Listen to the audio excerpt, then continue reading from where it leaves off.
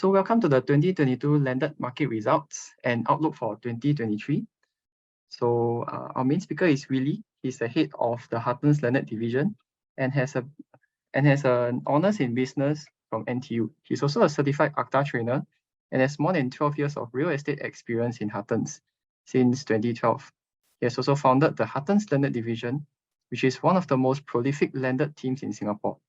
And it's a multiple award-winning producer and leader.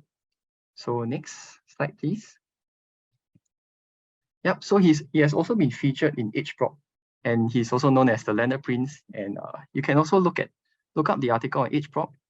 The title is Landed Prince, Scaling New Heights. So without further ado, I'll pass the time over to Willie to share on this Consumer Connect. Good evening, everyone. Can you hear me? Yep, can. Okay, thank you. Good evening. I hope every one of you have had your dinner. Thank you for attending our quarterly webinar that's conducted by Huttons Landed Division. It's the start of the year. I hope you're as excited about the new year as we are. Right? Of course, later we're going to share some very exciting insights. But before that, I just want to introduce my fellow management team, my teammates who are here today. All right, they are respectively, basically, I have Michael here, who is in charge of District 16. I have Cindric, who is going to present District 21, 23. I have Will, who's in charge of our Central Region, District 10 and 11.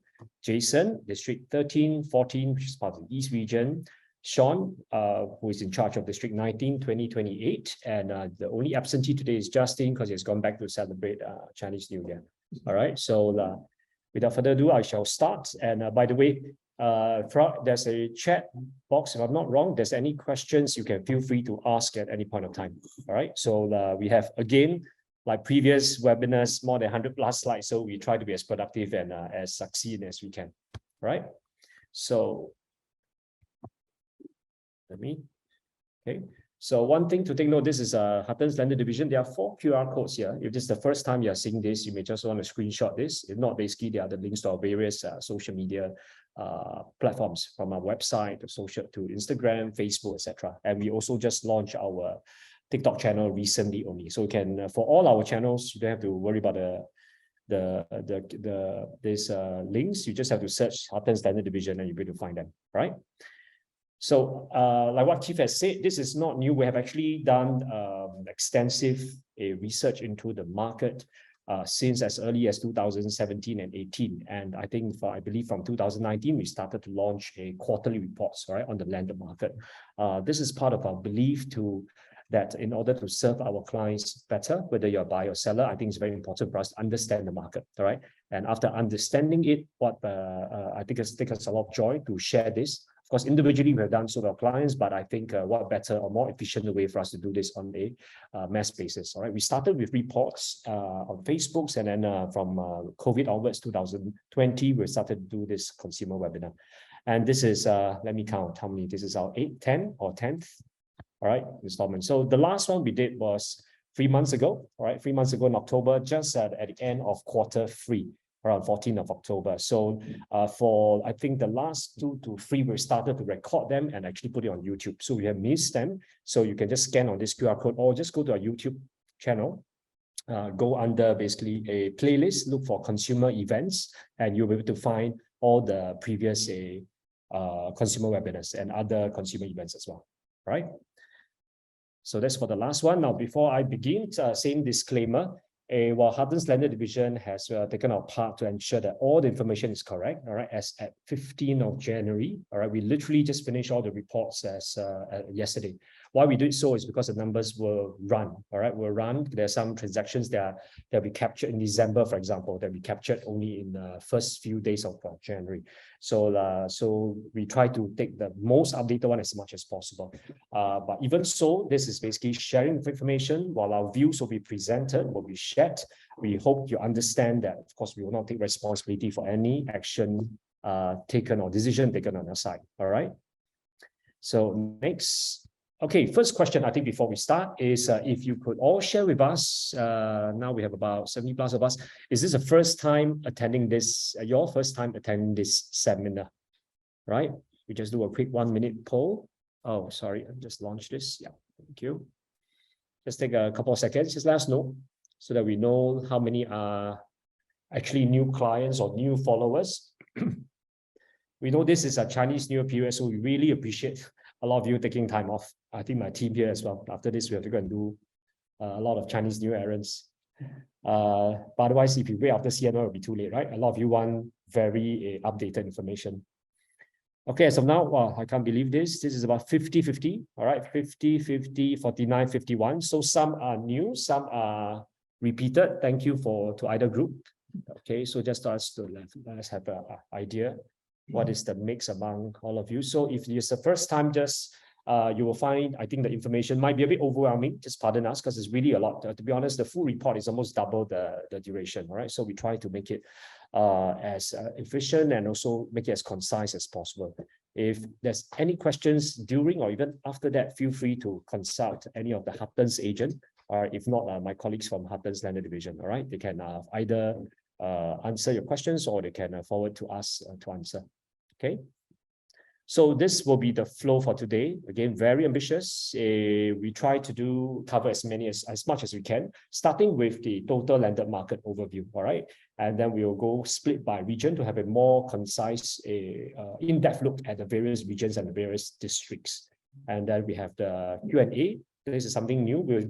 We actually slot in one more Q&A because in the previous sessions, we have feedback saying that there's no time actually to ask us, all right, to pose any questions. So we will insert that to have a break. And then before we go to the outlook, all right, in 2023. Okay. So let's start with a full year landed market overview. If you don't have a glass of water beside you, I strongly suggest have it. And if you have glasses on, reading glasses, because there'll be a lot of numbers, all right, coming up. Let's start. What do you think 2022 was, all of you? Of course, those in the team, those who are active in the market, or if you're actively buying or selling, actually in the last couple of months, you would have felt, all right? We have some buyers who just joined. They have not, they have been searching or they've been active in the market for the last 9 months to a year. They will be the one in the first-hand experience tell you how the market has taken off, all right, in more ways than one. So let's take a quick look.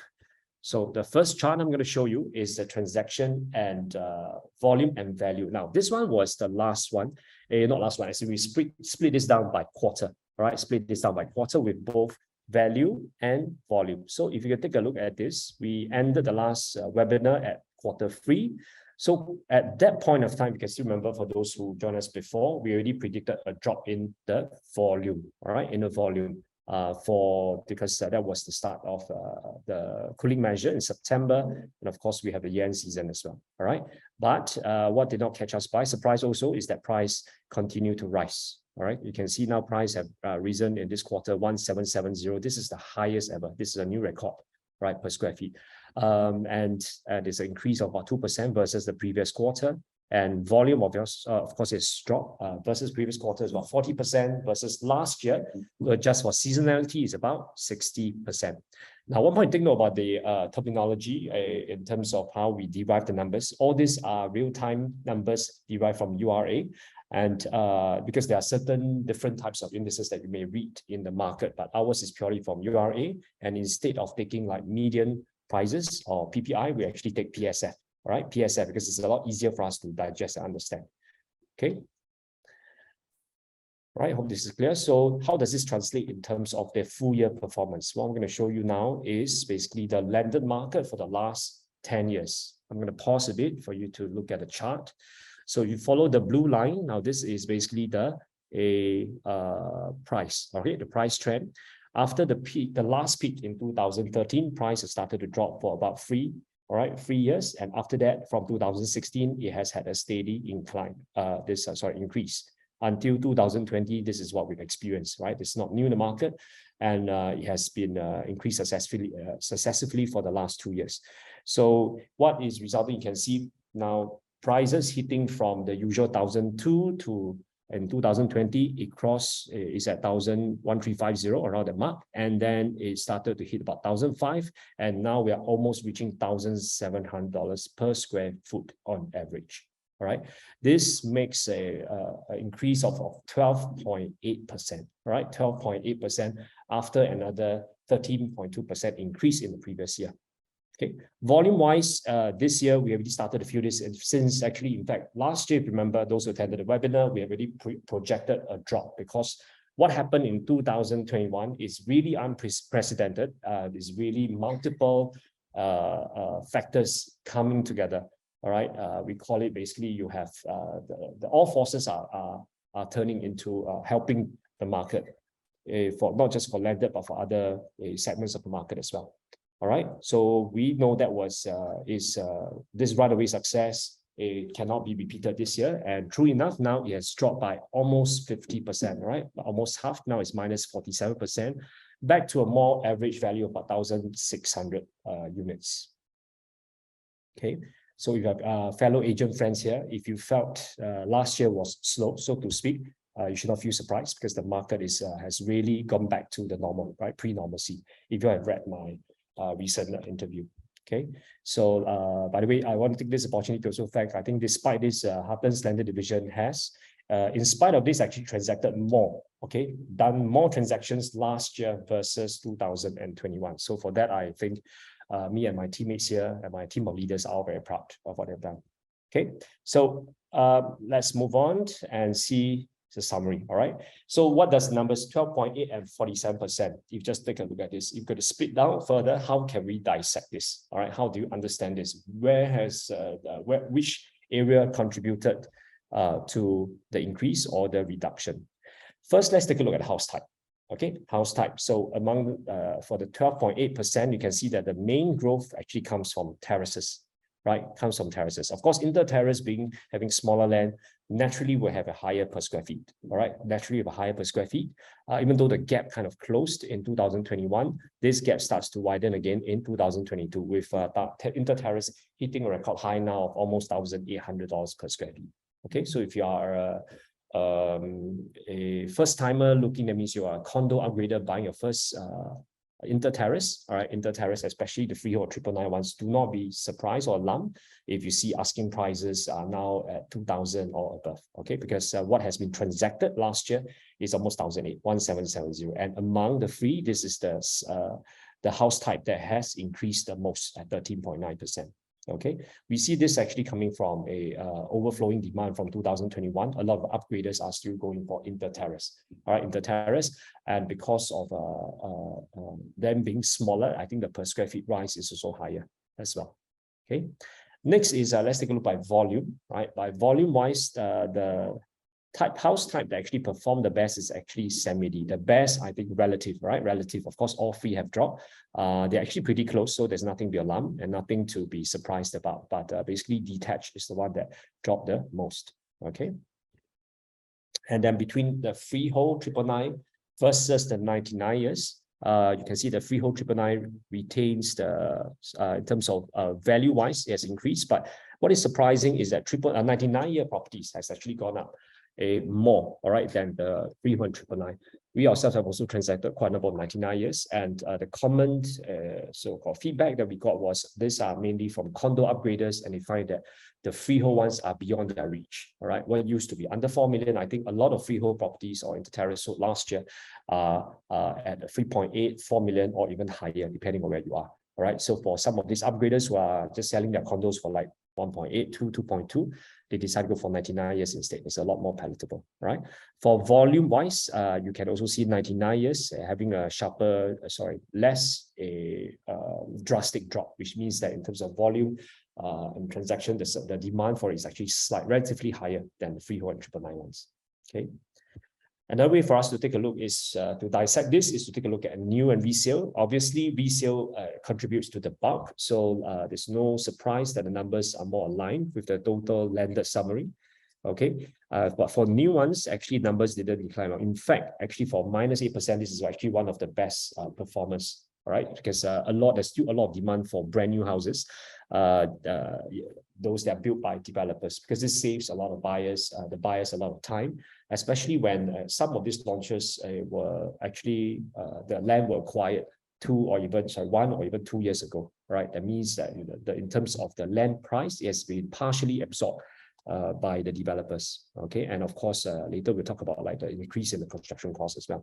All right. So whether this trend will increase this year, I think this we are less hopeful because I think a lot of developers, if you are listening here, thank you. And they are all looking around, just like actually condo developers as well. I think land bank is running low, so a lot of the developers are also looking to replenish their supply. Okay. Another segment that we can look at is basically strata landed. Although the numbers we're going to present later do not include strata, all right, it's mainly landed. So because then it's a more like-for-like comparison, because strata, as you can see, even at the peak in 2022, the PSF per square feet is still less than 1,000 per square feet, because they actually divide by the usable space instead of the land area. All right. For strata wise, similar reasons to 99. We always compare the 99 to strata together, because when you find people who are affected by affordability, the first two options that they always go to is 99 year landed, or if not, it can be freehold or even 99 strata landed. Okay. So that's where we put them side by side. All right. I give you a couple of seconds, take a look. You can screenshot if you want to. Don't worry if you need to revisit this, because later after this, we're gonna go down even deeper. Okay, next. The next few slides, I am going to skip. This is from basically previous feedback as well, all right, because they are quite simple, because they have been summarized here already, right? The next few slides is to elaborate from here onwards. I won't go through too much, but just let you know what we have so that you can go to your agent or your consultant, all right, to get the slides. So we have seen this before. I'm not going to go through, but if you are curious to know what's the trend of like detached, semi-D, inter-terrace over the last few years, you can take a look. Otherwise, the final numbers here are already reflected in the summary. All right, but basically these three, the trends are pretty similar. There are only a couple of years where you see like detached actually surpassing, for example, like 2016, detached surpassing semi-D and very close to terrace. Otherwise, they do have a distinct difference. Okay.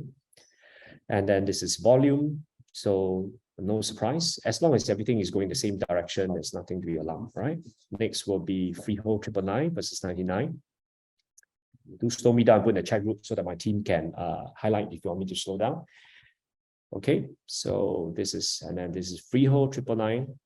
I'm doing this so that we have more time to elaborate on the rest later. This is landed versus strata landed. Okay. So in case you are staying a strata landed or any of this house types, you want more details, just feel free to let us know. Okay, this is new versus resale. All right. And this is the resale houses, minus 47%. Okay, what is interesting now is, especially where you are, I don't know which district you are staying in or which region you are staying in. Talking about regions, by the way, Huttons Landed Division, the way we understand or dissect the market is by three major regions. We have the East region, Northeast region, as well as the Central region. I'll go to each of them quite quickly. All right. So let's take a look at the price. Now, here is where we can pause and take a look. So these are the four regions: Central, East, Northeast, and West. All right. So Central, you have 10, 11, so on and so forth.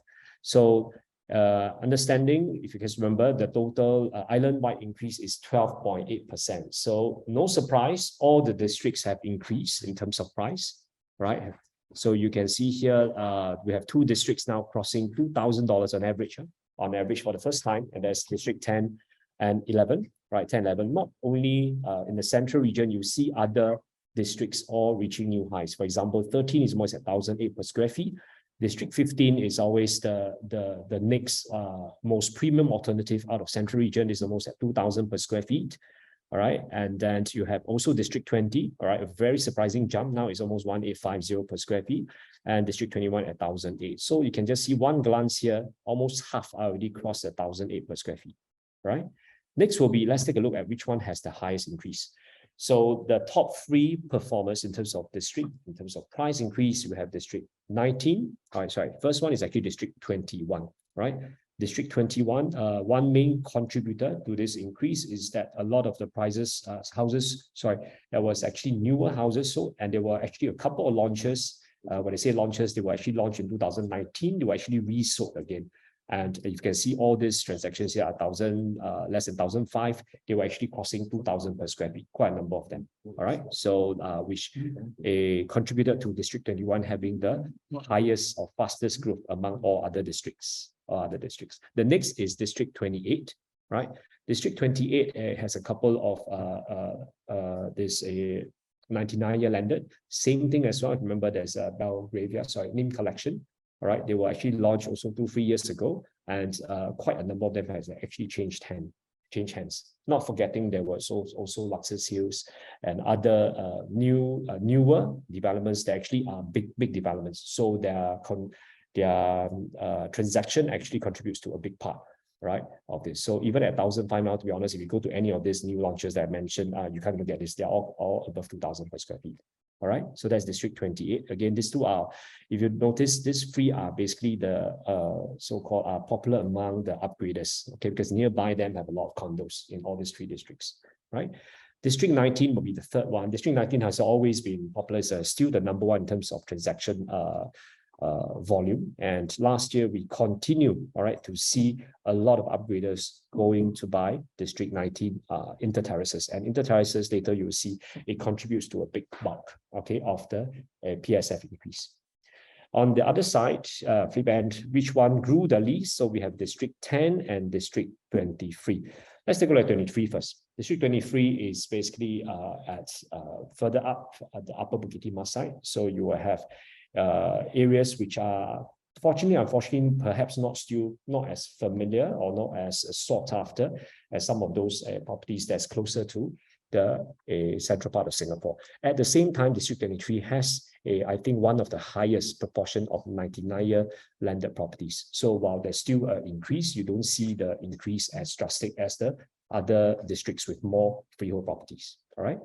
Now let's come then to we call this the grand dame of basically landed properties, District 10, right? District 10, while still a respectable increase of almost is more than 8%, it is the lowest, I think, because of a couple of reasons. Later we will explain. One of which is the fact that actually a lot of the houses sold were slightly older, all right? They were slightly older, that requires actually more redevelopment compared to 2021. If you ask any agents active in Bukit Timah, they will tell District 10, they will tell you the better houses are also in 2021. All right, of course, it's a sweeping statement, but what is true, because what we have left in 2022, a majority, or should I say a larger proportion, are actually older houses, hence attracting lower PSF, all right, compared to the new ones. So coming to this, we have to understand this is just a number. Even if I just look at 2133 for District 10, we have to understand that there are different parts of District 10, and this is PSF based on land. There are other factors such as the built-up area, how new it is, number of rooms, etc., etc. All right, so we try to dive as deep as possible, but just take note this, take it with a basically holistic approach, and there's a lot more factors for you to consider. All right, whether you are looking for a house now, you see something that's higher, or you are selling now, please have bear in mind, we have to delve a lot deeper to looking at basically the specific streets, the conditions, spacing, etc., etc. Later on, if there's time, I'll elaborate to you. By the way, if there's a bonus section towards the end, okay, if you can wait till the end, we are going to show you for the first time, all right, to the public, what we have inside our website, okay, if there is time. I don't want to say it's going to blow your mind, but it has at least captured our hearts for the past many years since we developed the website. All right, and then you'll understand what it means by the many factors that will affect price. Okay, let's proceed. So this is for price. Let's take a look at volume.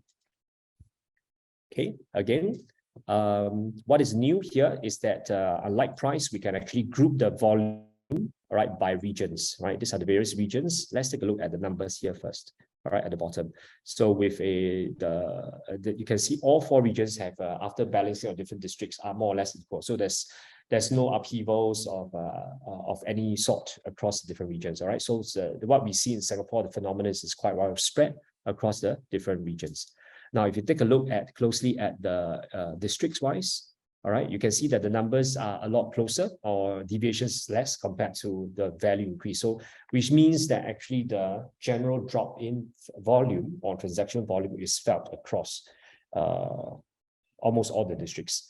I forgot to mention, by the way, that these 11 districts, they were chosen to be shortlisted, not just for presentation sake, it's because they actually make up about 70+ to 80% of all transaction volume in Singapore, of all transactions in Singapore. That's the main reason why Huttons Landed Division decides to focus on this 11. If you are not seeing any of this, they fall under the non-GTA, right? Doesn't matter, we still can look into them as well, all right? Now, looking at these numbers, so you can see here that the top performer, or the most popular in terms of transaction volume, is still District 19, all right, at even though it has fallen from the peak of more than 500 units, I think this is the highest ever for any district, all right, for any district in a quarter, all right. Now it's about 200 and, sorry, not in a quarter, in a year, pardon me. And this is now almost half at 282. That the next most popular is District 15 at 200 units, right? 200 units. Next, you have a couple that is in the 100 range, 100 plus range, like District 16, District 20, 28, and District 10. Okay. Now let's take a look at what has dropped the least. Okay, what has dropped the least? First district to take note is District 11. What is interesting, okay, with 10 and 11, they are like brothers, and sometimes they are also foes, okay, to a certain extent, because despite the fact that majority of the district is divided by just Bukit Timah or Danyan Road, we see a change in fortunes in 21 and 22. So basically in in 2021, you basically, to summarize, District 11 was District 10 was the start. Okay, a lot more GCBs were sold, a lot more detached houses were sold. So, for example, in this 2022, even though GCB volume has dropped, but we actually see a 3 times fold, right, in GCB transactions in District 11, all right, in District 11, 3 times. Later I'll let Will elaborate to you, all right. Why is that so? It could be because a lot are already sold in District 10, and maybe because there are also more houses coming up in District 10, 11 as well for GCBs, okay. Of course, by the way, when we say the transaction is not just GCBs, but other types, but it's the GCB part that actually caught, I think, my attention when it came up. District 23, okay, you remembered it as having quite one of the least price increase because of 99 years, right? For the same reason, actually, as the volume increase actually helped by the fact that there's a lot more 99, more affordable for upgraders. So it's actually the best performer, even better than 11. Okay, so non-GTA will be the rest. So strangely, interestingly, of course, these 11 districts, by the way, they tend to be more expensive than the others, like District 5, like District 18, for example, in Changi, or even District 26, right? But you see a lot of upgraders going to these districts as well. Hence, the performance is slightly better.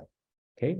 Now let's take a look at some of the worst performance in terms of volume. So we first have District 21, right? District 21. So this one is basically at Upper Danyan, and then you have at Upper Bukit Timah, Toi, Toh Tak side. Okay, so we see a drop here because mainly in 2021 there are more new properties launched. All right, though a couple which Cindric will share with you later. All right, but we do see a drop in actually also supply of better houses there as well. All right, so later Cindric will share with you. Next will be District 10. Okay, District 10, like I said, is a reversal now. District 10 in the last year, what happened was we find there's really a severe shortage of houses that comes into the market, all right? Or they were sold quite fast in 2021, and those that comes out may or may not be. And generally speaking, we also feel that there's quite a big price disparity between, I think, sellers and buyers. Hence, the volume is, the drop is more drastic. Okay. Let me just hold this slide for maybe 1 to 2 more seconds so that you can screenshot this. Again, many of these lines can be expanded a lot further, all right? The first expansion or the first elaboration will be done in the next section, which is the highlights in the various regions and district. So we're going to organize this, and of course, this will be the speakers. Let me just highlight to you again. And then we will start with firstly the East region, right, which is 13, 14, 15, and 16. So starting with District 13, I shall invite Jason to come and share with us.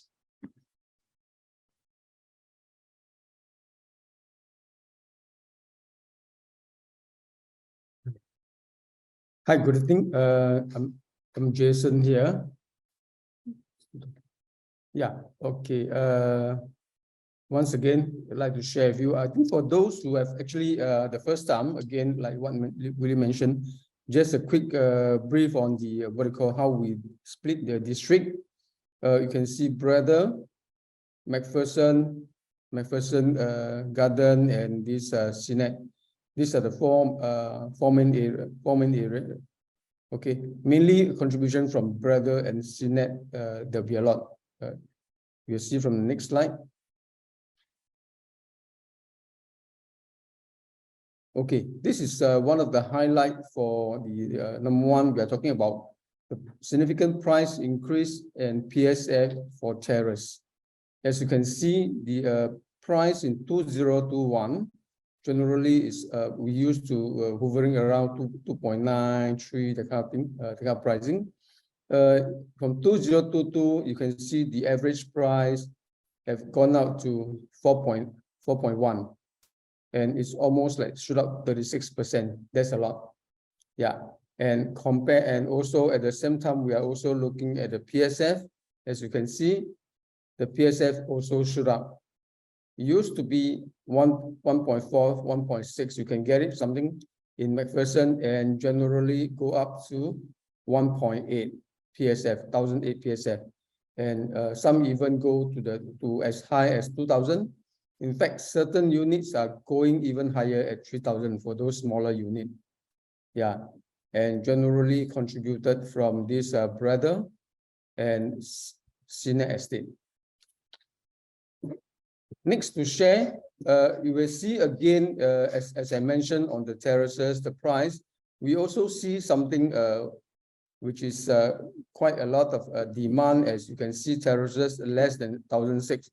Most of the region, we are seeing terraces above 1,007 or even 2,000 or 1,009. But in this estate like CNET or McPherson estate or Garden estate, we are seeing a lot of them still less than 1,000 or 1,006. As you can see, for this slide, it's generally less than 1,000. So most of these are the three houses we are seeing transacted. Actually, the PSF is less than 1,000, and they are transacted above 2,000 PSF. As you can see, this is even higher, 3,000. So the next, again, you're seeing this slide, what we are seeing, the PSF for this one is 1,005, is still less than 1,006. Yeah. So we are seeing this one. So, okay. Hold on a minute. So for this slide, you are seeing actually general is still below 1,000, 1,006. So today we are seeing about out of 37 units, almost about 50%, 1,000, I would say 1,015 units closing with around 1,006 PSF square feet size. Next highlight I'd like to share was the price. As you can see, the average price range is 2,021. We still can find something like in McPherson Garden below 2 million. Moving forward, you are seeing in 2022, it's only 3 units at this what we call below 1.9, below 2 million. The rest we are hovering around 2 to 5.99, almost 6 million. So as you can see, like what Willie have mentioned, generally price went up. Yeah. Okay, let me see. Yeah, that's all for me to share for this District 13. So I move on to District 14. Again, on District 14, just a quick outlook of how we split the District 14, mainly Kembangan Estate, where the what we call Kembangan MRT Station, Eunos, and Geylang. So these are three bin. The majority closing or rather transaction fall on Kembangan and Geylang.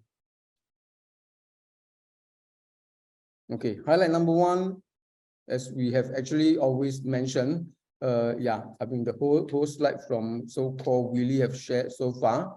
Transaction drop, which is nothing, I mean for Kembangan, is still for the what we call D14, is still drop 55%. Majority we are seeing is actually the detached, which hit the most, dropped by almost 75%. So it's only 4 units overall for 2022. That's the lowest, yeah. And second highlight like to share, okay, we see that actually there's a sharp increase again on terrace. On terrace in terms of pricing and in terms of PSF. As you can see this one, okay, come this slide. Okay, 2021, same for terrace, average price, we are looking at 3.3, 3.4. And to date, we are shifting, we are going up, shoot up to about close to 4.13, almost 23%. And same thing for the PSF. As you can see, it goes up almost 20% from 1,005 to 1,008. Next to share is the average PSF. Today, as you can see from the slide, okay, it used to, for this D14, we're still seeing previously still about 1,000, 1,004, 1,005, a lot. But from the 2022, almost 1,007, and you can see the weightage is almost like 40% out of this, what they call the general, between 1,004, 1,003. So the range you can see 1,007 to 1,009, from 4 to 9 unit to 9, and for the more than 2,000 actually increased a lot. So this is actually, yeah. Okay, so I've shared my, I'll pass to District 15. Yeah. Oh, sorry, there's one more slide. Huh? Quick one, sorry, I missed up. This is another slide. Just to share, this is another slide, third highlight for this sharp price increase on average price for 1,007, PSF from 1,007 to 2,000.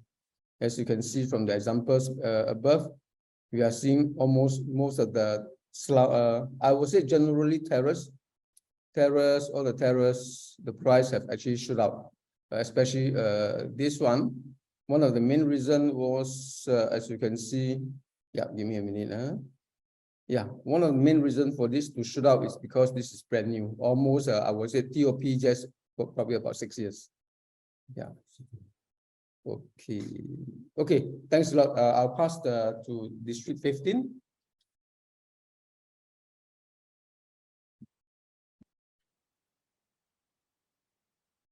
Thank you, Jason. Good evening, I'm Michael. I will cover District 15 on behalf of Justin, followed by District 16. Where are the landed area in District 15? You can see the map here. On the left is Katong, and to the right is Juchat. Torokrau is next to it, where all the lorongs are, from Lorong G to Lorong O. And on the extreme right is a Siglap, which is a relatively big area, a little bit undulating because there's some hills there. Let's look at some of the key points here. For the whole of 2022, we saw an increase in the transaction of 3 million and above. As you can see, 2022, 95% of the transactions are above the 3 million mark. And if you look further down, we have an increase in terms of transaction for houses that is 8 to 9 million, 21 physical transactions in fact. And right at the bottom, you can see it even hit the 20 million mark, right? A good 5 transactions, which actually account for the transaction value of property in District 15. Second highlight here is that there is actually a sharp increase in detached prices. As you can see from the bottom, it has gone up from 10,000, from 10 million to 12 million, a rise of 16.9%. And this is attributed to area in Katong and Juchat, where transactions take place as high as 15 million, which is something new. And in terms of PSF, the area that actually command is actually the Katong. And if you recall earlier, if you see the earlier slide shown by Willie, that on an average, the PSF value of District 15 is 1,009, which actually is a very good, very high value. In the whole island, I think there are only 2 districts that hits above the 2,000 PSF, that is District 10 and 11. And District 15 is third on the lineup. These are some examples that we have collected, right? Transaction of houses, detached houses, and the value, as you can see, all above the 2,000 PS mark. The land area of this detached are not really big. It's about 4,000 over, but yet when it comes to prices, it goes up plus the high PSF. And the third highlight here is that if you look at the charts down here again on PSF, we are having quite an instance in terms of percentage-wise weightage. 39% of houses are transacted above the 2,000 PSF, 40%, and that is quite substantial. Right, that is something that we have seen in the District 15. Shortly, I will share with you the 616. You can see the comparison between these two areas. Right, the 616, where is the 616? We actually have about 5 areas down here. Standard Lucky, which is north of the Bayshore, and to its right is Kew Drive and Limau. Now, this area has got a mix of freehold and leasehold, and it is one of the areas that has got the most transaction compared to all the 5 in every quarters. To its right is Eastwood and Victoria. The landed house here, majority of them are leasehold. And on the north is Tanah Merah, Kechil, and Peakville, north of Tanah Merah MRT. And on the extreme right, that is the northeast, the Guan Sun Sunbird area. It is much closer to Sydney MRT station. Now, what are the highlights in District 16? In line with the overall drop of reductions of 47%, you can see, right, transaction 126 account for 47, but the PSF as well as the price actually has gone up. You can see from here, from 2021 to 2022, an increase of at least $500,000 in terms of value. In terms of PSF, again, 2022 is by far the highest, right? It was 1,002 in 21, but 2022, 1,346, and this is the highest in the history of the 616. Increase in transaction 3 mil. As you can see, our increase down here, if you look at it, weightage-wise, 2022, 78% versus 2021, 21%. And a closer look at the 22 figure, you'll find that we also have got transaction 7 to 8 million, which is at the high end. And for the first time again in 2022, we have got transaction that is above the 10 million mark. And our 10 million mark is actually the average of what the District 15 is, right? So different location has got a different price value. The last highlight here is that there is, there was this substantial increase in prices in terrace.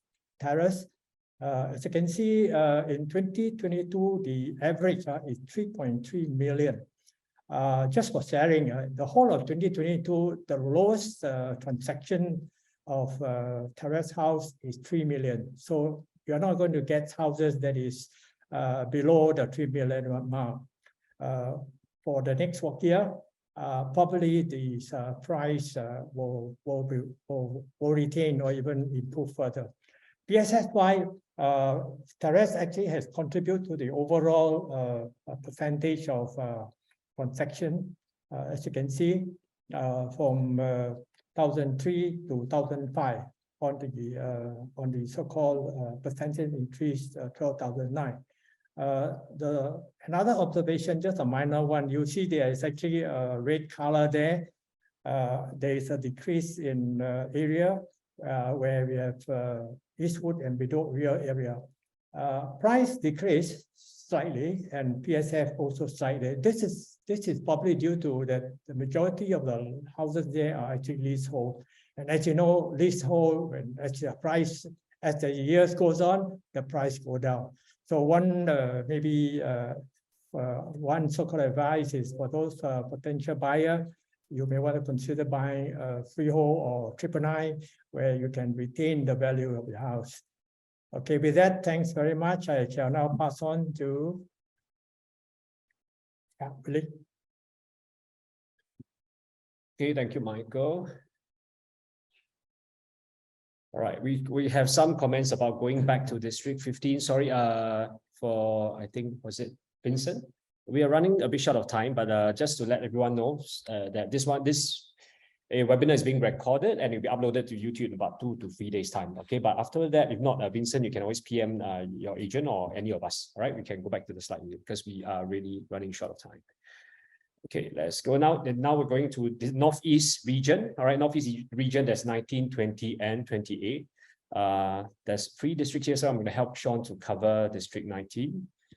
So District 19, we really know that this is the most popular in terms of transactions, all right, in Singapore. So let's take a look at some of the highlights. So if you're not familiar, this is the northeastern part, and of course, in terms of size, this is also the largest, right? So the main components or parts that makes up District 19 is Serangoon Gardens, Covent, Paya Lebar, and Hougang, all right? So just a quick snapshot on basically the transaction volume. Nothing surprising. This is minus 50%. This is on in tune with the average. And you will see that the value has actually increased by 15.5. All right. Now, the 3 main things that we have identified in District 19 last year. First is you can see that there's a sharp rise, quite similar to actually a previous districts like 15. All right. There's sharp rise in the more than or higher than $2,000 per square feet transactions. If you can see here. This used to make up about, this is about more than 40 plus 45%. Okay, sharp rise basically on this side. And you can also see in terms of the decline, can you see those at the top are declining actually a lot more? The ones that decline the least are actually the higher value ones from basically 1,006 PSF and above. And a surprising increase was actually more than the only price category that shows an increase is more than 2,000 per square feet. Instead of declining, actually shows a 65% increase. Okay, so another reason you can take a just to show you the example of some of the median. All right, if we compare basically last 2 years, the median more than $2,000 PSF transactions. Basically, we take all the more than 2,000 and take the median one. So in 2021, this is what you probably will get. All right, about 2,078. And in last year, 2022, you can see the median price has gone up to almost 2,002. Of course, there's a difference in terms of the house, so-called how new the house is. First one, this one at Pho Huat is really quite new. That's why it achieved this kind of price. And then you have also a lot more newer houses that contributed to the increase. All right.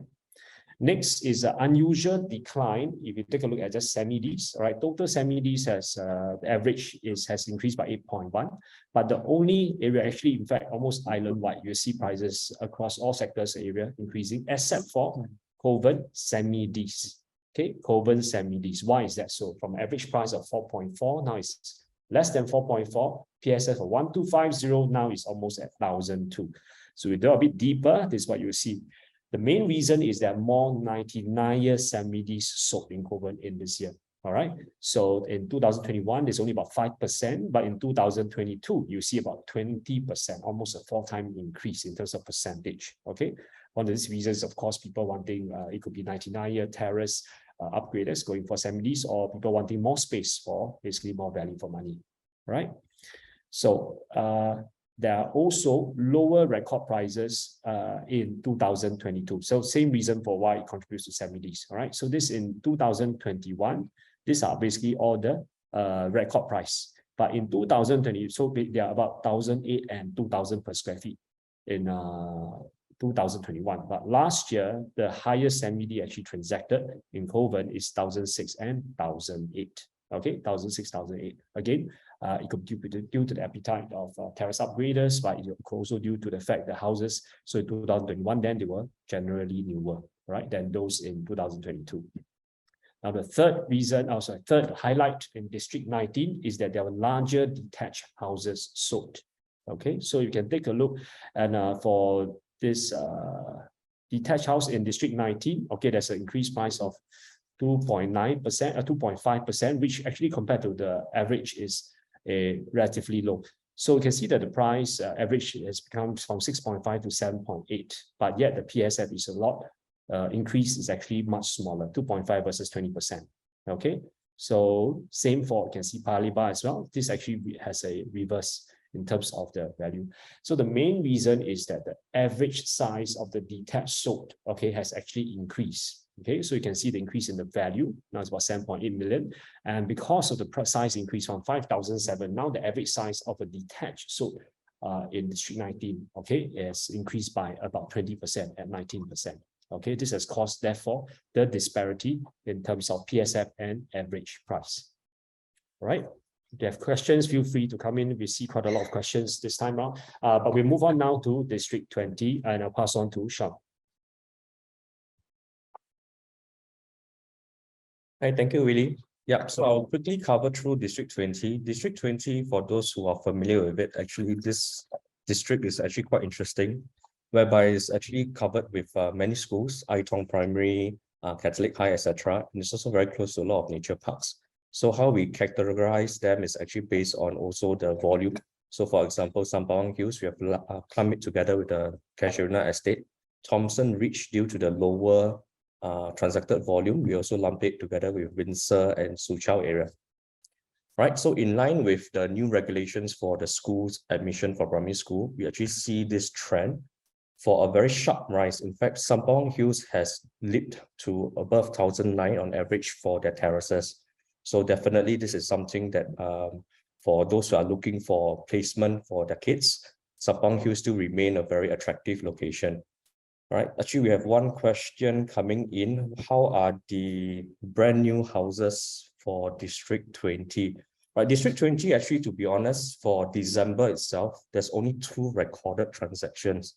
This is highly unusual. So one of it actually we'll be covering on the next slide.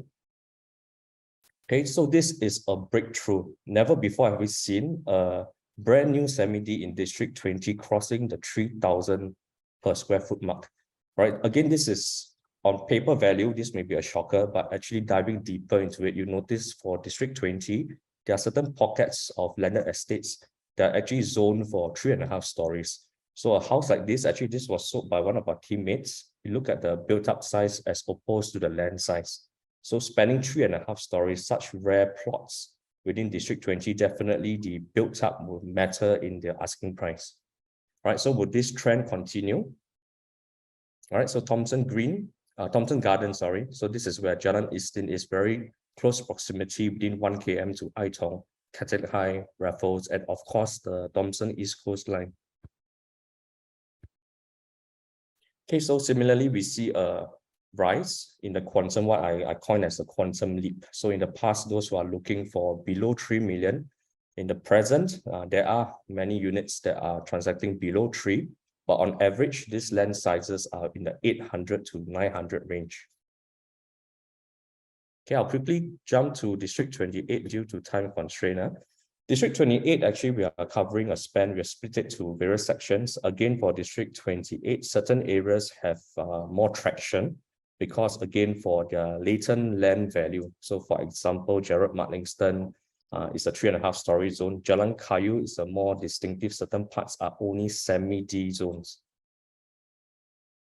Right, so what's interesting, for a long time, we have been actually riddled by some of the spikes in the PSF value. So for this quarter, not only we see a lot of transactions from the past from Lexus Hills, from Belgravia, we also saw and captured some from Poland collection. So most of these some of these are 99-year leasehold. So Poland, actually, they are transacting above 2,000 plus per square foot. Okay, so this value, although there's a very sharp rise, again, these figures, I think more than half are transacted from Poland. Okay, and what's the new trend we've seen since COVID is definitely on the move-in condition. So time and costing is a rather big issue for most upgraders. So houses like this, although it's located in Jalan Kayu area, this resale unit actually crossed and surpassed some of the other more popular areas like Lexus Hills. So example, the homeowner actually rebuilt this in 2012, and the quantum actually remains pretty attractive. But do note on the land size, it's only about 1,003. Okay, so again, for Jalan Kayu, although we see the average PSF, although it didn't rise a lot, okay, because again, houses like this for that small area is actually quite limited. Okay, another trendsetter, it's for the semi-detached in District 28. Again, Jalan Kayu came up because they have the largest jump in terms of not only the value, but also the PSF. So for some of the homeowners, actually, they are on the edge of thinking, should I upgrade? Should I rebuild? Actually, these things, if they are done well, in fact, they can stand the test of time. So something like this has been rebuilt in 2010, and to date, it's actually able to fetch such a high PSF in relative to actually the area surrounding it. Okay, with that, I will pass to Will to cover Central.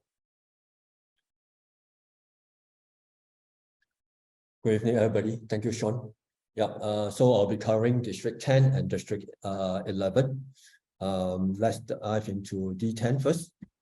So here are D10 is actually divided into 5 sectors: the 6th Avenue, Bukit Timah, Tanglin, and of course the Holland, and a small little pocket over at the Jalan Anrak, quite close to the Orchard area. So by the way, D10, Bukit Timah as well as Holland are well known for this educational, including the D11. So right now, you can see a significant increase for GCB crossing the $2,100 mark. Yeah. So 2,100 PSF mark. Okay. So far, we're going to show you some couple of examples. For example, Leighton Park. We got a semi-detached house, a GCB that actually transacted at 24 million at 2,292 PSF, as well as a Cornwall, which is one of featured in the Ishprop magazine previously, has also changed hand for a 14.5 million, with PSF work out to be somewhere 2,516. Next would be the White House Park. This house at the back was actually a sunken ground, but again, it managed to achieve 4.45 million with a high PSF of over $3,000. Yeah. Next, sharp increase in terms of based on the weightage of more than 2,100 PSF. If you look at the year 2021, okay, that was about a 30%. But whereas coming to year of 2022, there's a significant increase of to all the way to 55%. Yeah, compared. Next, we're going to show you the highlight is actually this 99 years.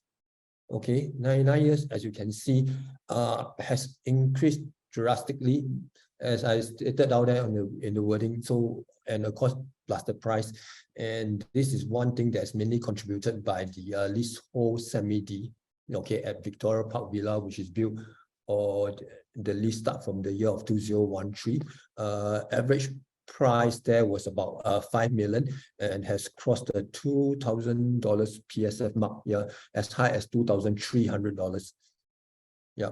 Next, we're going to dive into District 11. District 11, again, we have segregated the place into Swiss Club, Diamond, Novena, as well as other some of little pocket, such as the Lornie area. Okay. So, as you can see, there's a sharp increase in terms of PSF with more than $3,000 PSF. Okay, which is as much as a 400% jump. These are mainly contributed by the new sales of mainly by the new sales. Okay, be it terrace or semi-D. Okay, over there, they one of the houses that literally transact at 3,800 over dollars PSF. Next, the sharp rise in GCB, as Billy had mentioned earlier, for District 11, there was a significant increase of 200% compared to the year of 2021. Yep. And lastly, the average price for semi-D, there's actually a sharp increase in semi-D, especially areas in Novena area. You can see previously in 2021, it was hovering about 5.1, sorry, 5.5 million on the average. And today, that was as high as 42.5% jump or increase that come to a new price of 7.8 million on the average, and a PSF of $1,800 in the year of 2021. And today in the 2022, prices has went up as high as $2,200 per PSF. This is mainly contributed, as I mentioned, we have also leasehold semi-D that is being sold within the Novena area at only 1,005 PSF, at only $1,500 PSF. But what caused the price to increase is actually a bigger plot of land over at Gilstead and Buckley, with land size more than 6,000 and transact more than 14 million. Yeah. And lastly, the height in PSF, okay, is mainly contributed by the newish, so-called those that is built recently and the brand new houses. Okay, prices are ranged from $3,080 all the way to $3,400 for PSF. Next, I will hand over the airtime to my colleague Cedric that will elaborate more on the west side of the area. Cedric, please. Thank you, Will. Hi, my name is Hendrik. I'll be going through the West Region districts, namely D21 and 23. So let's get the ball rolling. Okay, let's dive into D21 first. The three main, okay, first, before we go to the three main highlights, these are the cluster of houses. We have divided them into, you've got Jurong Kechil area, we've got the Toi area, Sunset, and then the Upper Danyan cluster of houses. Okay, these different regions. Okay, first, the highlight for D21 is true to its form, true to its consistently with all the other district there's GCBs. There's a rise in their per square foot lah. So GCB being the houses that are affordable to those of an upper echelon of people. They are not that affected by the drop or economical factors. So you realize that even for D21, those who doesn't mind less prime, but still within Bukit Timah area, the Upper Danyan area, the per square foot has still increased quite significantly of 35%. Okay, so this one is consistently for the past 2 years now. The next highlight I want to point out is the cheaper houses brackets have moved up a notch. So if you look at this table over here, the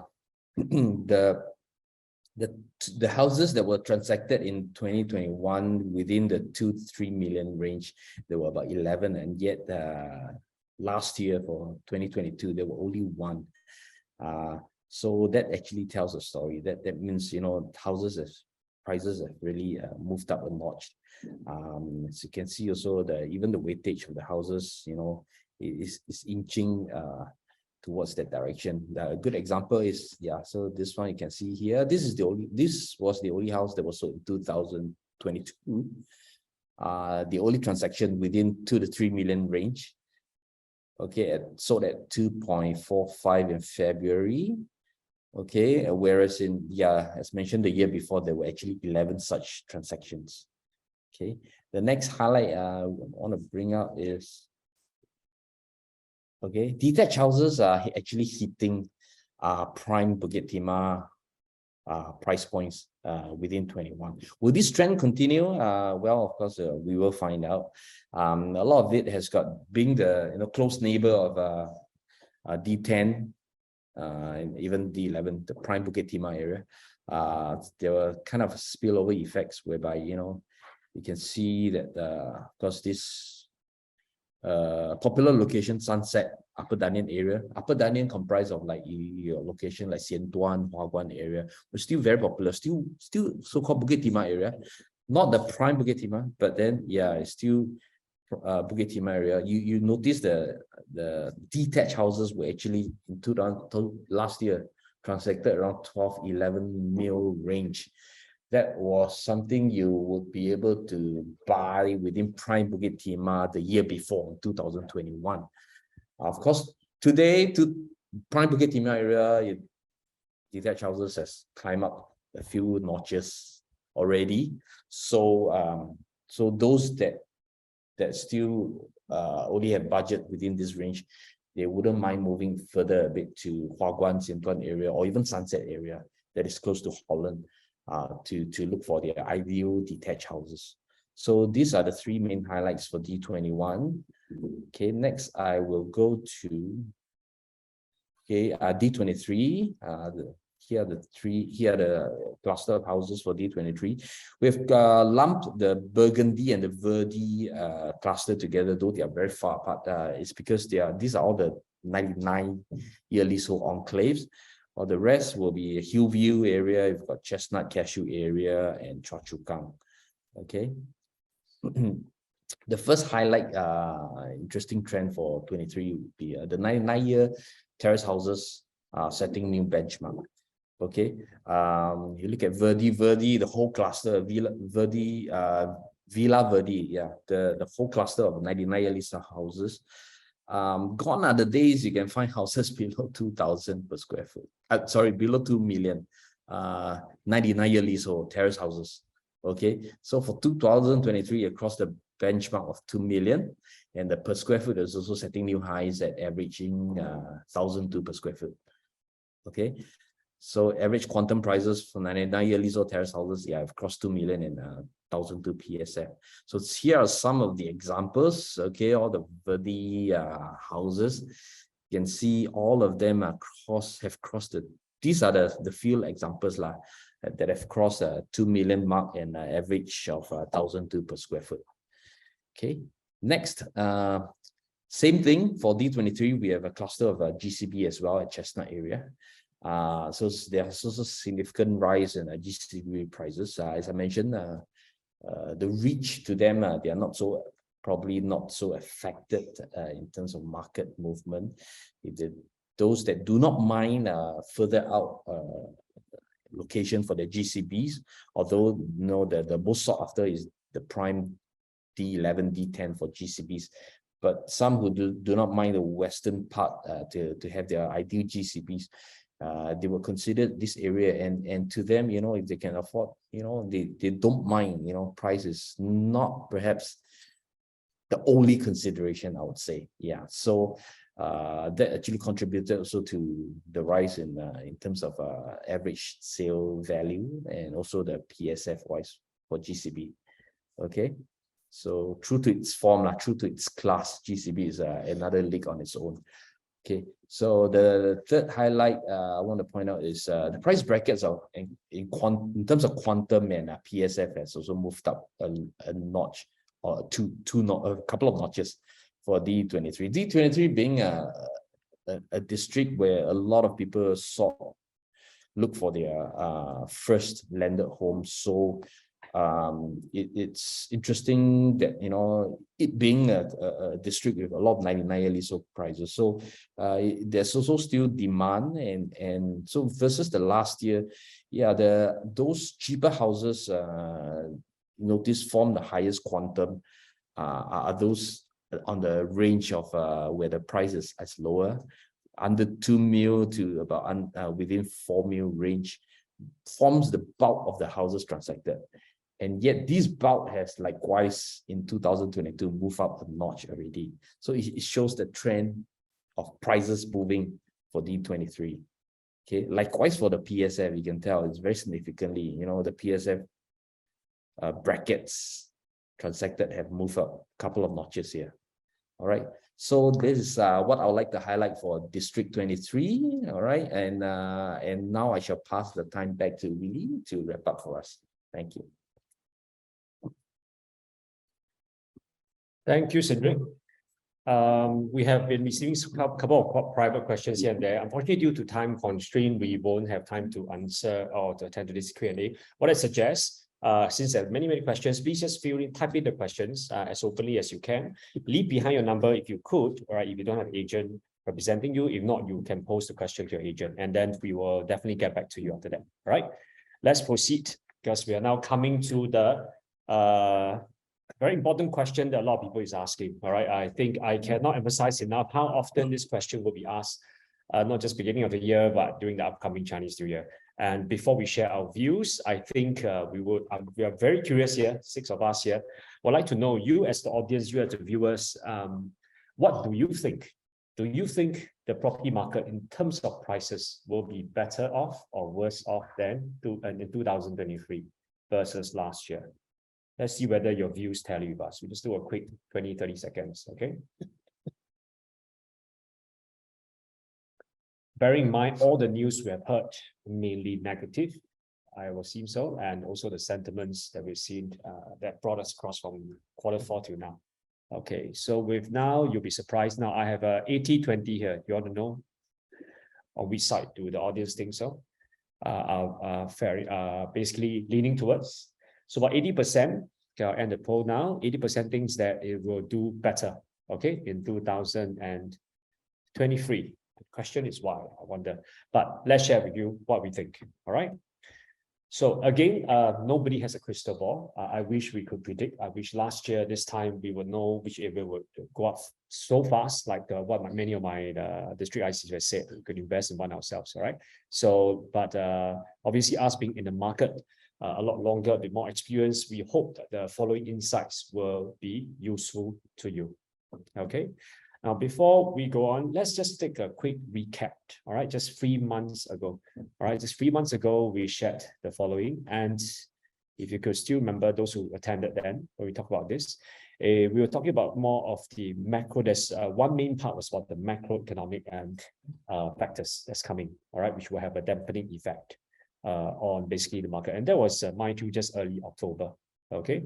And also we emphasize a lot, and one of the highlights is about the macro environment, right? The macro environment. And what has happened now, 3 months later or 6 months later, is these 3 things that you can see in front of you now is something that is very, it's not new to us. We have been hearing this all the time, and a lot of us have suffered, so to speak, all right? Especially if you're a homeowner now, in terms of interest rate and inflation, all right? If you are living in Singapore. So I'll go quickly to this: global economy, global and local economy, interest rate, and inflation. Okay, so these are some of the headlines that you have seen recently. This are from basically as recent as January. We just got this basically today. All right, so a lot of people in the market, I think the sentiments is generally downwards, is generally negative. They are facing global, basically either recession in certain parts, eastern part of the world, western parts of the world. You don't see EU actually recovering basically from the various elections or their various challenges. And of course, you have the impending wars in Russia and Ukraine. I think that's giving them a lot of pressure in terms of energy prices, right, crisis, etc. So I think even in Singapore, we do not escape basically from this, even though I think we're one of the most lucky or fortunate, all right, city or economy in the world to actually still can be very proud or be very confident to actually post a positive growth. However, that has been forecasted to be reduced from, let me just go back, pardon me. Okay, you can see the Singapore GDP versus 2021, that was actually a high. I think even the economies were disappointed that we could not live up to expectations about 5.5. So we only hit about 3.8, and the forecast for 2023 is even lower. It's about 0.5 to 2.5%. Okay, still is a positive growth, and we hope everyone strive to, I think, achieve as high as that. But generally, you can see now what I have here basically is a weighing scale. All right, so to help us to understand what we have identified or how we attempt, I think, to understand and analyze this, is to identify 10 key levers, all right, 10 key factors that will affect positively or negatively the landed market in 2023. All right, so you have basically the lower scale on the left, that is basically a downward pressure, and then you have other factors that will elevate. So you have the economy. I won't elaborate further. Sorry, that's on the economy, and then next will be, pardon me, it's on the economy, and we don't think that will help in terms of the market. Next will be the interest rate and inflation. So inflation has hit us hard, okay, for 2022. In 23, well, the bad news is it's going to continue. The good news from what a lot of economists are saying is that it's going to taper off, right? It's going to taper off. So it depends on how you look at it, whether in terms of fixed rate, some buyers actually were fortunate, they have their low fixed rates actually carrying on through to 2023, all right? But we are quite sure when we speak to bankers and look at the reports, most homeowners will not be able to escape, right, from this high rise in the interest rates. So we have, although different expectations or forecast has been reported, like from economists is 5.2%, MES is 5.5 to 6.5, generally is at the high side. All right. What is interesting is there's a disparity between what has been supported by the professionals and economists versus Singaporeans' expectations on inflation, on headline inflation. All right. I think one main reason is as a result of this, for the last 3-6 months, a lot of people, as based on the report, are expecting to actually cut down, right, in terms of their purse strings and also cut down their expenses. So hence there's a disparity, and they actually feels that this will be tightened further. As of December, it's going to be the expectations about 3.8%. Okay. So these three factors is the most straightforward. I think generally it's going to have a downward pressure, all right, on the landed market.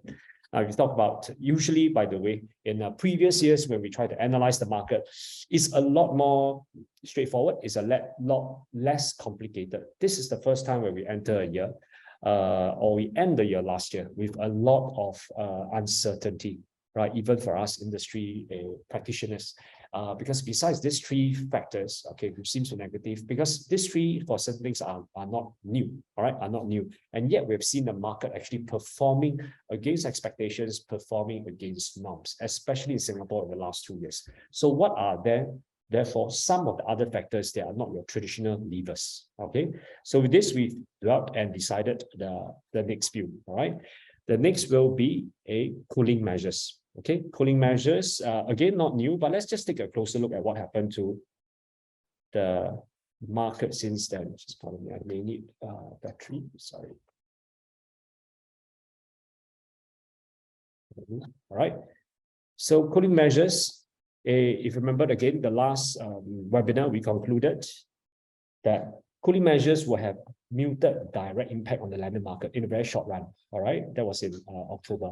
But I think what we are concerned of is more the mid to long-term indirect impact, right, due to inter-segment influence, which we elaborated a lot in the last webinar. So it's been 3 months. Let's take a look. Okay, so if we are to take a look at basically the Q4 numbers again, bear in mind last year, if you take into account December 2021, where there's a rise in basically the bias stamp, this ABST, all right, we actually effectively the whole year went through 2 rounds, right, 2 rounds of cooling measures. So unsurprisingly, the volume has been dropping, Q4 has been dropping, all right, but what we do see is that despite that, the value has still defied the norms and still continue to increase. Okay, by the way, the drop in the volume is also due to there's a revenge travel in Q4 as well. So this is actually quite within expectations. So can we say that cooling measures has really taken its toll, has really impacted the market, right? We personally believe that this is the beginning of that is the last quarter wasn't a representative yet. I think the dwelling effect of that is still going to come for the next at least 1 to 2 more quarters. Okay, so cooling measures, like it or not, is we feel is going to have a impact on that.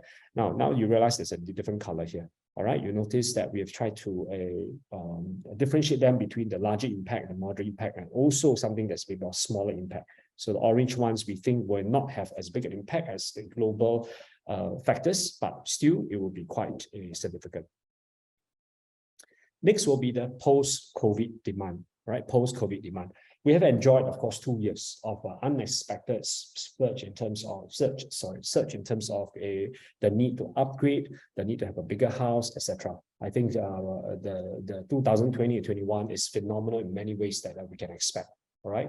So if you take a look at this, this is last quarter. All right, at a transaction volume of 266, and in the last few quarters, you see all these are record high, right? Almost above 500 units per quarter. All right, what you see is this is already starting to taper off, right? Taper off to the 260. And if you see before the COVID effect, most of the Q4, this is already adjusted for seasonality compared to the Q2 and 3, right? Adjusting for holidays, Christmas, etc., etc. This now we are going back to the post-COVID effect already. So do we expect this kind of past 500 per quarter volume and per quarter, especially quarter 4? This is quite unlikely, right? Unless a certain abnormality happens in the, not just I think the economy, but I think the social behavior of Singapore. Okay, so we feel that this post-COVID demand means if you want to expect the kind of demand, the kind of surge in the last 2 years is quite unlikely, right? So now we have almost 5 factors or 5 levers that seems to be actually depressing what the outlook is going to be. Are there more to come? All right, what are some of the bright sides? Okay, first one is construction and supply chain costs, all right, or construction costs due to basically all the delays in supply chain. We have heard many times about how the costs have increased, not just because of inflation, but directly due to construction. The good news is this year we've heard less complaints, all right, from our builders. Yes, of course, a lot of them will just say, sorry, price very high, therefore I need to charge this to build this house and stuff. But if you read on further, generally, I think this supply chain constraints and all the factors are easing, all right? That has actually resulted also in the prices of many, many raw materials declining, right, quarter on quarter. Of course, they're still at a high compared to pre-COVID periods, but these are all good signs of easing, all right? You can also see the headline here, so construction costs is going to be stable. And in this year, 2023, with, of course, a quite healthy backlog, right? What they have is, yes, they don't have enough manpower and stuff, but I think there's a lot of backlog to keep the construction sector a lot healthier. What is good is that there's no longer the kind of high cost pressure that we used to face then. Okay, so this we think will have, because there has always been a this additional pressure on the demand as opposed to the cost. So this will actually be one of the bright sides. Okay, now next, okay, will be the rental market. I think a lot of us, I hope there's no tenants here. You might be a landlord here. I'm sure last year was one of probably the best surprises or the best years ever for landlords, right? We see rental market across all sectors, from HDB to condos to landed, going up, right? So reports like this are not new. It has actually showed that it has gone, what is reported in the market is more than 20 to 30%, but we have seen it's not alarming. Some have gone up by 40 to 50%. Okay, now this is the first time we are showing a chart on landed property rental. We always analyze the sale and purchases, and this is the first time we can take a look, because this will have an impact, all right, in terms of rental. We can see rental market basically on the bars, more or less for the last many years and many quarters, the volume is more or less stable, right, from quarter 1 onwards. But you can see that the rental market has increased substantially, almost quite similar to as a reflection of the rise in prices. Now, what does this mean, I think, to then the landed buyers and sellers? Imagine you are a landlord or you are owner of a house. What used to be the price, let me see whether there's a number here. Imagine if it's just 20%, right? If you have a detached house that used to rent it out for $10,000 and now you can fetch 12,000, will you be more inclined or less inclined to sell it? Okay, bear in mind, a lot of these houses that have been owned and rented out for many years. And when rental becomes more and more attractive, it becomes less and less attractive for the owners who want to give up. So it's quite simple. We have had quite a number of owners, sellers, when we approach them. But this year, the market is good. I myself just rent. Since the rent is good, I've been renting. And since the price is going up, right? So the only way for them to stimulate the sale or the motivation to sell is to expect a higher price. So rental market, especially last year, and we believe this year, is going to have a more direct impact on basically the sale and purchase market than we expected in the past. Okay. So we saw the 20.3 or 20 to 2023, if I'm not wrong, for basically condos, all right? But for landed, what the numbers have shown is this is actually higher. The increase in rent is almost 1/3, 33.7%. Okay. So that was, pardon me, the screen is freezing. What do you think, therefore, will be the projection for this year in terms of rental? Right, there are several parties or sources that say that I think market rents is going to ease, all right, but I think Bloomberg has just, again, this is just today, right, 16th of Jan, have actually projected that private home rents is going to climb by another 10 to 15%, right, on top of a record high last year already. Okay, so this is going to give more pressure or more motivation for actually sellers to keep their properties. Right, the next factor is new condo launches. Of course, you're asking, really, what has this got to do with landed, right? Bear in mind, if you look at the last webinar, every movement, all right, or every effect on other segments are closely related, are closely or interrelated, whether directly or not. So new condo launches are going to surpass this year. I think last year there was only about 6,000 plus was without EC, with ECs probably slightly less than 10,000. And this year is going to hit more than 10,000, 10 to 12,000, what is projected, all right?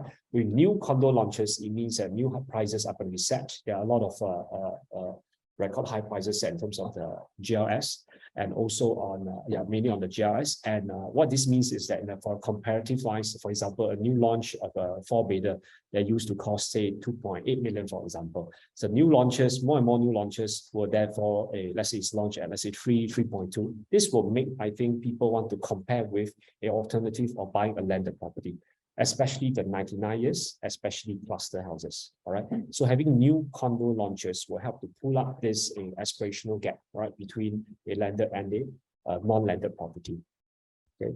And something to take note, if you read closer into this, is that the proportion actually of the launches this year are actually going to be higher in the OCR and the RCR. That means less in the core central area.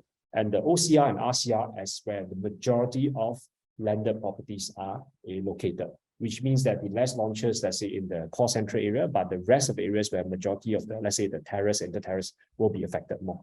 Okay, so we feel that all these new condo launches are healthy signals, and of course, it's all dependent on their take-up rate, right? Take-up rate, whether it will affect the direct effect on landed properties. Okay, next will be what we feel is this influx of foreigners. I think if you have friends from, let's say, China, you will have already known since 2 Sundays ago, I think they are the happiest citizens on earth. All right, they're finally, after 3 years so-called lockdown, they finally be able and released. That means in terms of the restrictions to travel have been eased. So you will start to see a lot of foreigners, right? Influx of foreigners. Actually, this has started since, I think, Singapore loosened or relaxed the COVID measures, right, and encourage traveling since 3rd and 4th quarter of last year. The only citizen or the only country that has basically been stopped is the Chinese. And already you start to see a lot of reports on Chinese home buyers gradually returning to Singapore. Okay, why Singapore? I think as the world is being drenched in a lot of so-called challenges, I think the bright spot in all of this is actually Singapore. I was traveling recently, and a lot of people are so envious of how Singaporeans and the government has actually helped the entire society, entire economy to actually survive this 2 years period. Because everywhere else prices are dropping, there's no actually positive so-called light in sight. All right. So, and of course, in terms of how Singapore has managed to maintain and keeps Singaporeans safe, and of course, the future prospects of the economy, and has actually encouraged a lot of people to return to Singapore, foreigners to return to Singapore. All right. So this may not be as direct an effect, because you can say this, they will not be able to buy landed properties per se, but like I said, that's actually over so-called flowing effect. If they start to buy new launches or condos, it means more capital injected into the market, and some of these will eventually flow over to the landed property market. Okay. Last but not least, okay, is the en bloc phenomenon.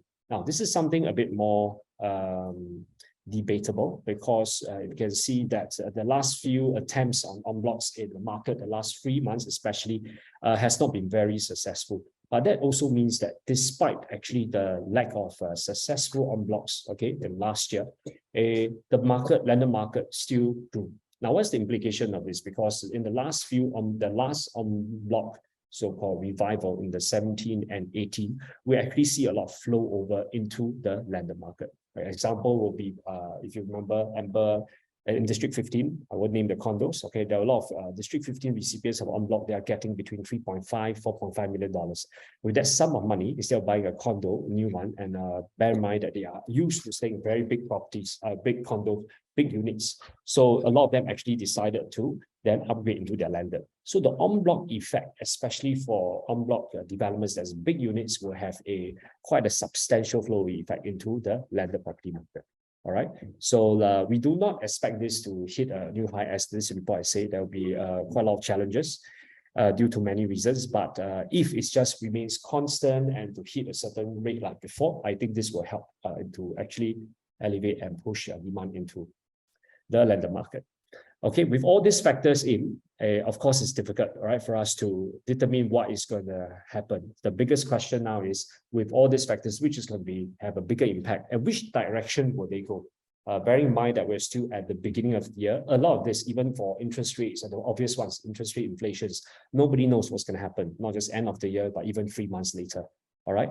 But with this, I think as a team, like what we have always promised, a lot of you are asking here for our comments and our so-called prediction. All right. After comparing all these factors together, we are confident to actually give a forecast that the transaction volume is going to drop by 20 to 30%, right? 20 to 20%.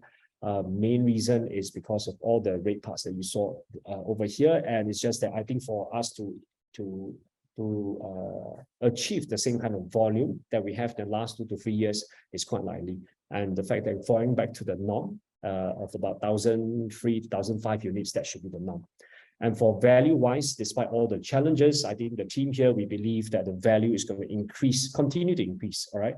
Although the increment is going to be moderated. If you realize that both the volume drop and the value increase is going to be moderated this year. So a single-digit increase of about 4 to 6% is what we predict is going to happen. All right, it's going to happen. So we hope, of course, any of these factors is going to change. That is why every quarter we have to analyze, we have to also study and then come back and share with you again what are some of findings and whether any of these factors would have a more adverse effect than expected. Okay. So despite all this, I think the main advice that we will give, you realize this weighing scale here. You know what is the most important part of it? Is actually right in the center. Okay, the pivot of this weighing scale, regardless of what happens, whether there's 10 factors or there are more factors, all right, detrimental, otherwise, right, is the core, and which is your needs. Okay, your needs. Whether you are a buyer, you are a seller, whether you should buy or sell a landed house, very often it may not be, from what we have seen, it's usually not dependent or not affected by whether the market is going up or down. You buy or sell because of your needs, whether you need a bigger place, whether you need to move closer to get a school, maybe you need to downsize because of your health needs, for example. I think this should be your main deciding factor, right? Your main motivation for making the next move, rather than being too concerned about how the market is going to move, right? So we have heard already for some people, even if, for example, it is a plus of 4 to 6%, so you need to move now. If you weigh the pros and cons of basically waiting, then you will know if your needs surpass what the changes in the market, then take the move, right? Then take the move, whether is it going to buy or is it going to sell, all right?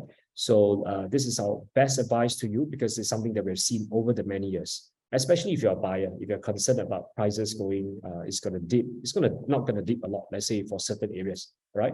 But generally, in the long term, landed property prices is going to rise. Okay, same for sellers. If you need to sell now, despite that, then you have to downsize. Go ahead, right? Do not let, I think, market forces or overly dependent on market predictions to decide your next move. Okay, speaking of which, I think the important thing besides that, you also have to have a much better understanding of the market. If you just take a look at this, are just some of the houses that's on sale in the market now, of course, by our team. Just one look can tell, even though some are semi-leased and detached, you realize every house is different and every person's need is very different. And your purchase decision will never be determined because of a 1% increase in terms of the direction of the market. All right. So bear this in mind when you make a decision, and look inside, discuss your family and discuss your needs, all right? And of course, take a closer look at the houses that's available. we come almost to the end. Let me just do a quick conclusion. All right, we have in the first part concluded that based on 2022, that the transaction volume has increased by 12.8%. Volume has declined by almost half, 47%. Terrace led the value growth, 13.9%, whereas detached declined the least, right, by minus 53%. Now, in terms of transaction volume, District 23 declined the least, has the best improvement, whereas District 21 declined the most. Value-wise, District 21 grew the most, and District 10 and 23 the least. Pardon the typo error here. Okay. So we also shared the 10 key levers that will impact the landed market in 2023, all right, which I expected to. And there are some that will have a negative effect, like your economy, inflation, interest rate, etc. And also some which we think are the bright spots. Okay, I think these are really the high potential tailwind that could drive the market higher. Some of these are the stabilizing construction costs, strong rental market, influx of foreigners, etc. Okay. And so what's going to happen, I think we should really start to experience, even this week, or this last 2 weeks, is that more sellers have seen that this is actually at the peak or reaching the peak, okay, at least in the short term, are likely to enter the market. What this means is that buyers will have a lot more options, right? A lot more choices. It doesn't mean that you may get like value buys, or at least it will be better than last year, not just entering the market and you have 2 to 3 houses that's available, all right, in that particular area that you like. So this means that I think the market will start to, in terms of the balance of the power between buyers and sellers, is going to start to tilt a bit to the buyers, okay? So summary of our forecast, we think that the volume is going to decrease by 20-30% and value by about 4 to 6%. Again, we're holding our fingers, and we're going to monitor this on a month by month, if not quarterly basis, all right, and share with you the next forecast. Very importantly, sellers, buyers, please make your next move based on your needs, all right, based on your needs, based on your preferences, rather than the market conditions. And like we always advocate, I think a much deeper understanding than what the last 1.5 hours has been shared with you is required for you to make this very important decision in your life. Okay. So we're now to the end, I believe. No, we have crossed the 9:30 mark. If there's any urgent questions, maybe you can answer 1 to 2. Let me see. Any questions that any of you want to ask now? Just to answer some of you have asked questions on other districts, all right? How about District 8, for example? Again, I just say you can leave a number. If you don't have numbers, actually, we can dwell further. Also, there's one question on District 16 as well. Can you separate the 99 versus the freehold? It is true. There are some districts like 16 that has quite a high proportion of 99, which may distort the value. You are right, all right? But we can drill down further to just show you the freehold and the 99 and separate it together. But with this, we can't show it here. So just either go to your agent who can then contact us, or you can go to, I believe just now was Vincent, I can't remember the name. Just contact the district IC or me directly. All right.